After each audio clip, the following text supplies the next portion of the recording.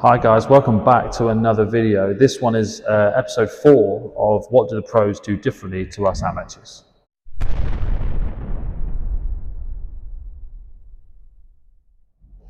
In today's episode, what we're going to be talking about is, for me and many other coaches, I'm sure you'll agree, is the fundamental of squash. We are going to talk about movement.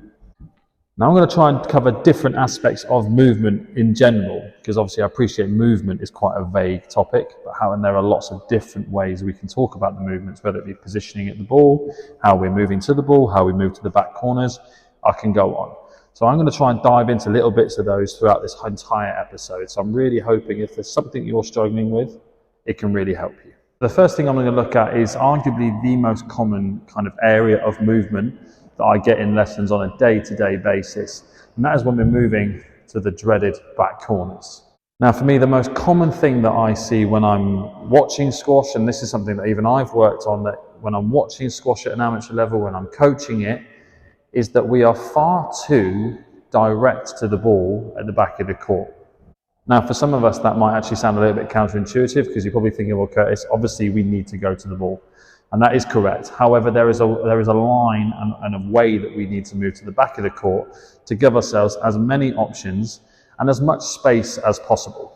Now, for me, the big error is that most people, when they're moving to the back of the court, especially when they are going quicker, is that they make a beeline for the back corner. So they end up kind of almost chasing the line of the ball and chasing the ball rather than trying to beat it and get in behind it.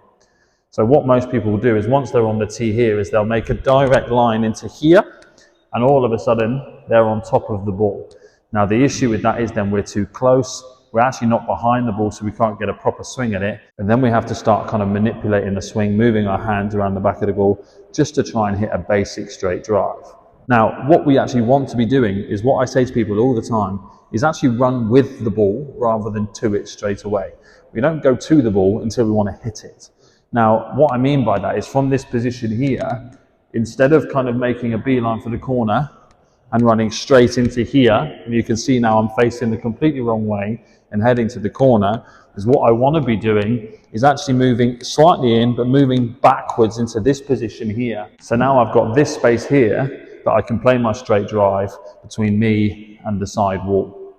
Now what this will stop us doing is getting us wrapped in here, facing the wrong way, and if you find yourself playing far too many boats from the back of the court from shots that actually aren't that good, I promise you that is the reason why you're doing it. I am now going to quickly show you a couple of clips from the pros, as I have done religiously through this series, to try and kind of reiterate and explain my movements and my theories behind movement. So here we have an example of Mohamed El-Shorbagy and Willstrop, and if you look at the full lengths off the back wall, just look how they are running with the ball rather than darting straight towards the corner, so they can maintain that distance from the ball. This is really relevant for both straight and cross court. Just notice how their feet are heading towards the back wall rather than into that corner, which will obviously then restrict the space that they're giving. That shot there is a really good example also. The other side of movement I really want to highlight is how we move into the front corners, and more specifically how we set ourselves up for the shots that we're trying to play rather than how we are moving directly to the ball. Now again, a big thing that I see when people are moving into the front of the court is ironically that we do not use our legs enough. And what I want you to do before I start this is next time you're down at your local club session and you're watching other people play, really try and watch how people move into the front of the court. I guarantee you will see this more often than not.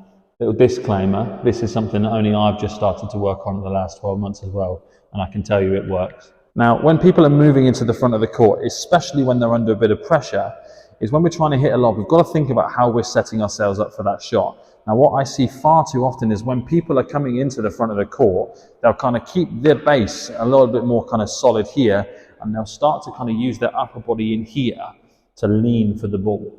Now, the problem you have with that is straight away leading us on to the technique breaking down, because as soon as we lose our kind of stability with our upper body, the racket has to start moving to adjust to those different positions constantly. Now one thing that I have been looking at especially, and what I try and teach into other people's games, is how we use our legs. I want you to really try and get your hips under the ball, is what I say to people all the time, rather than dipping your head down. It's focusing on getting those hips down. So when you're in these positions here, we're dropping down and able to keep these positions far better, which will allow us to play a better stroke, a better swing, whatever it is. It will just allow us to be more stable I mean dropping my hips down rather than leaning over the ball. Someone who is very, very good at this is Paul Cole on the professional tour. If you just look at how well he gets around a ball and he really sinks down into that ball without losing the upper body posture, it is so good. And it's ultimately why he, especially on his forehand side, why he has so many options, whether it be a straight drive, straight drop, trickle boast, or even the cross court. I'm just going to show you a few examples of Paul Cole using this, because this is something that he is very, very strong at. It's also the reason why his legs are the size of tree trunks, by the way. So here we have the example of Paul Cole himself. You can see here from the boast, just look how he really sinks down into that shot, which just allows his technique to completely stay so solid here. And you can see how he really drops down there and keeps his posture very, very well. Now what you'll find here is another similar scenario in the same corner where he can actually generate a completely different shot just by actually sinking down into that as well. And unfortunately plays the wrong shot cross court there, but you can see the position that he's in there straight away.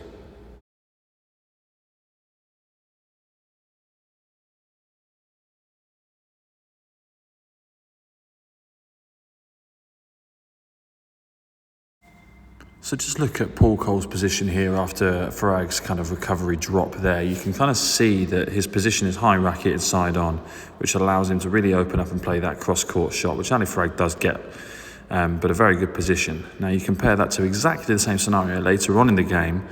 Paul Cole goes straight drop. Farag plays pretty much exactly the same drop. Paul Cole also sets up identically side on high racket and actually manages to get that ball straight. You can see Farag's movement there going cross court, because that's previously what he's shown from that shot. So hopefully you can see my point there in the positions that he's getting to, really sinking down into those shots to allow him to play multiple shots. And it's actually allowing him to get out of trouble with a lob as well, because he's already underneath the ball.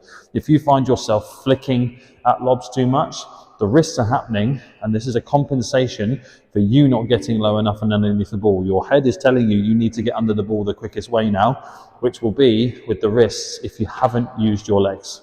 And to kind of follow on from that one, also what people do not do enough around the front of the court is actually work their upper body into positions to be able to play multiple shots. So what I mean by that, you often see people kind of running in here, facing the front corner, body is open, and they're just kind of hitting cross court because it's the easiest shot. Now, again, the better players are the ones that are moving in here, really working their way around the court a bit and the ball a bit more, so I can get side on with my racket ready to allow me to play straight, drop, cross court, multiple options on that ball. And that's all from getting around here and really preparing as we're moving into that front corner. And if you can, really try and film yourself moving into the front of the court, because you will find that you actually do this far better on the backhand side than you do the forehand side. It's something I see a lot in my lessons, that we get a little bit lazy on the forehand side because it's just very easy to stand open and hit. Whereas on the backhand side, things start to happen a bit more naturally. We get side on a bit more naturally because as soon as we take the racket back, we're already in that position. So if you find this easier on the backhand side, that is exactly why. Because as you get your racket back, your body positions get better with you.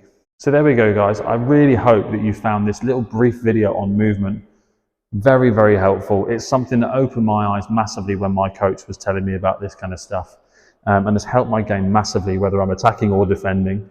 If you have any questions in relation to a lot of this, because I appreciate I'm not covering everything there, and the points that I'm making are very small points for the sake of the video. So if you do have any further questions, feel free to message me or comment below, and I will happily answer them.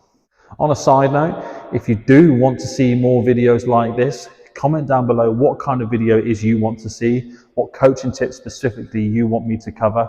I will cover anything I can. So once again, thank you for watching, thank you for commenting, and don't forget to subscribe if you haven't already. Share with everyone that's related to the world of squash, because I want this channel to grow and grow and grow as it has done already. And I will see you all very, very soon for another vlog.